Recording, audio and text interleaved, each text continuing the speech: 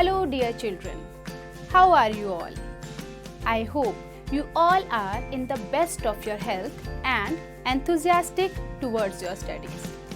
Children, today we are going to discuss part 2 of chapter number 10 of class 9th science, that is gravitation. First of all, let's see what we have discussed in part 1 of this chapter. We have discussed gravitation, universal law of gravitation, acceleration due to gravity, motion of object under the acceleration due to gravity, weight of object on the surface of moon as well as on the surface of earth. Now let us see what we are going to discuss in this part of the chapter gravitation: thrust and pressure, pressure in fluids, buoyancy and Archimedes principle. We will discuss all these topics in detail. So let us start with thrust and pressure. Children, have you ever pinned a notice in your class bulletin board? As you are seeing here, to fix a notice on bulletin board, you will have to press drawing pins with your thumb. You apply a force on the surface area of the head of the pin. This force is directed perpendicular to the surface area of the board. This force acts on a smaller area at the tip of the pin. If you try to fix the notice from the blunt side of the pin, will you be able to do it? Let's take another example. When you stand on loose sand, your feet go deep into the sand. But if you lie down on the sand, you will find that your body will not go that deep in that sand. In both cases, the force exerted on the sand is the weight of your body. So, dear students, the force acting on an object perpendicular to the surface is called thrust. What is the SI unit of thrust? Children, thrust actually is the normal force. That is why its SI unit is Newton. Dear children, now let us see what is pressure. Let's take some examples to understand pressure.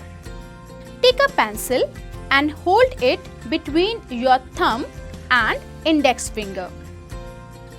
Keep sharpened side of the pencil towards index finger and back side towards the thumb. Now apply force on the pencil. Remove the pencil after some time and now observe your fingers. You will find that there is impressions on your thumb as well as on index finger. But the impression is more deep on index finger than thumb.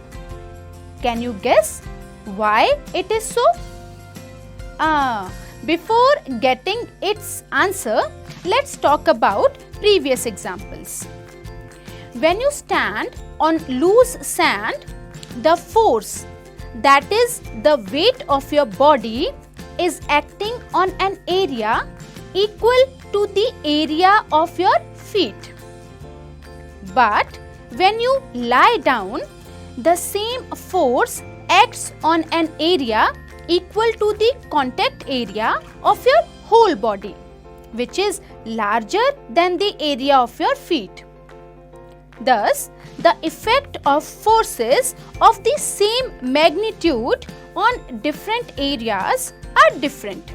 In this example, you can see that thrust is same, but effects are different.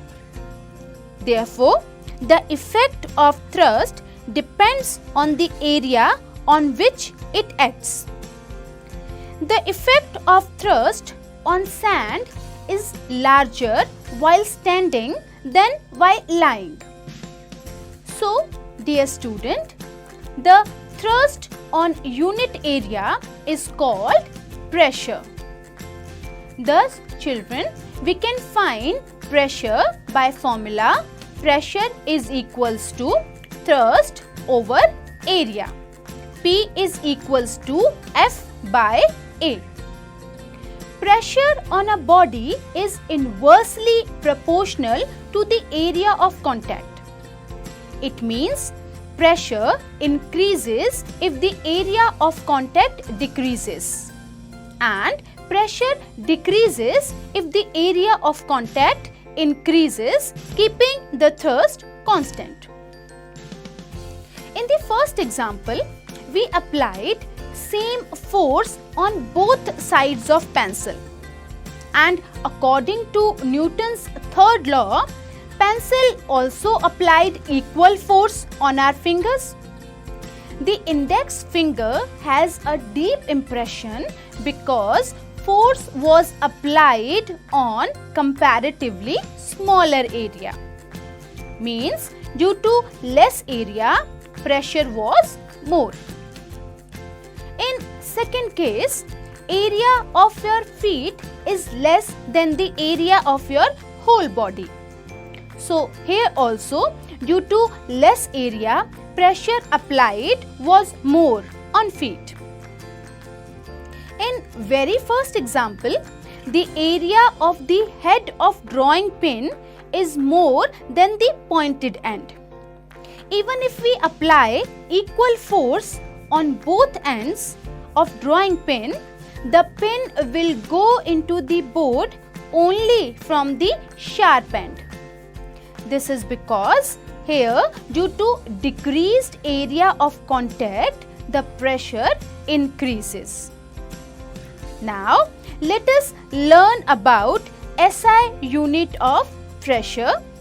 As formula of pressure is P is equals to force by area. SI unit of measuring force is Newton, and SI unit of measuring area is square meter. Therefore, the SI unit of measuring pressure is Newton per square meter, which is also called Pascal. 1 Pascal is equals to 1 Newton per square meter. Pascal name was given in honor of the scientist Blaise Pascal. We represent Pascal as capital P small a, P A. Dear students, now let us learn about pressure in fluids. All liquids and gases are fluids. A solid exerts pressure on a surface due to its weight. Similarly, fluids have weight and they also exert pressure on the base and walls of the container in which they are enclosed. Dear children, we will now discuss buoyancy, which is a property exhibited by fluids. Buoyancy. We have learnt in our previous classes also that liquids exerts pressure. We can observe it with the help of different activities. For example, if we take any liquid such as water in any container, it exerts pressure on the walls and on the base of that container. But dear children, we have also studied in part 1 of this chapter that any object dropped from a height feels a universal force which is called gravitational force. According to universal law of gravitation, a force is applied between any two objects present in the universe, and this force is called gravitational force. one more force is exerted by liquids on the objects placed in them. When an object is placed in a liquid, the liquid exerts an upward force. To understand this, let's take an example from our daily life. Children, you might have observed that when you try to push a mug or a bottle in a bucket filled with water, you feel an upward force on that mug. You find it difficult to push that mug deeper. And when you push it deep by applying force on that mug, and as you release the force, the mug bounces back to surface. Children, we have learned that a gravitational force acts on every object. According to this, the object shouldn't feel any difficulty to immerse in water. But when we release pressure from that object, it bounces back on the surface. This shows that unlike gravitational force of the earth, which acts downwards, liquids also exert a force in upward direction. Let's understand it with the help of an activity. For this activity, we have taken a glass or beaker filled with water and a plastic bottle cap. You can take any object made up of plastic or a wood, like a piece of wood or a plastic ball, etc. Now, look here. I will try to sink this bottle cap in the water. First of all, I am placing it on the water. Look, it is floating in it. Now, I am trying to push it downward. But as I am doing this, I observed that this cap is coming again and again to the surface. Now I am applying force on the cap and pushing it to the bottom of the glass. Now children, if I release the force which I have applied on this bottle cap, look what will happen.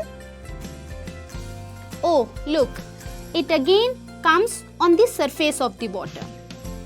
It feels like something is pushing it upwards. Let's do it again. As I am pushing it downward, I am applying force, and as I release the force, the bottle cap again comes on the surface. It means this liquid is exerting a force on this bottle cap. So dear children, we learnt that when a body is immersed in water and we try to sink it, it does not sink easily but bounces back to the surface. Because the upward force exerted by the water on the object is greater than the gravitational force which pulls it downwards. So children, liquids exert an upward buoyant force on any object immersed in it. The magnitude of buoyant force also depends on the density of the fluid. Let's see if objects float or sink when placed on the surface of water. For this, we have taken a beaker filled with water and an iron nail. Let's place the iron nail on the surface of water and observe what happens. You have seen that iron nail sinks. Now, we have taken a piece of cork or wood of similar mass as iron. Place it on a surface of water and observe what happens. You have seen that this wood piece is floating. Can you guess why nail sinks?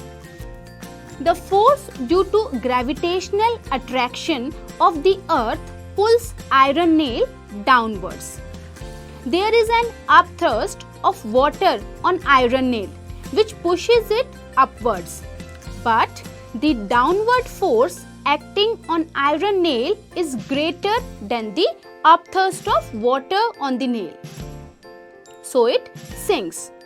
Whereas wood piece of similar mass is floating while the nail sinks. This happens because of the difference in the densities of these objects. So dear children, from this activity it is proved that the objects of density less than that of the liquid float on the liquid, and the objects of density greater than that of a liquid sink in the liquid. Children, now let's learn Archimedes' principle. A Greek scientist, Archimedes, found that when an object is immersed in a liquid, it experiences an upthrust or buoyant force, and it also displaces the liquid. He gave his principle. According to Archimedes' principle, when a body is partially or fully immersed in a liquid, it experiences an upthrust whose magnitude is equal to the weight of the liquid displaced by the body. So children, when you immerse any object in any liquid, that object displaces same amount of liquid equal to its weight. Or we can say the magnitude of buoyant force acting on an object immersed in a liquid is equal to the weight of the liquid displaced by the immersed object. Let us understand it with an activity. Here we have taken a spring balance, a beaker filled with water up to 150 milliliters, and some iron balls as weight. Now, first of all, let's check the reading of weight on the spring balance.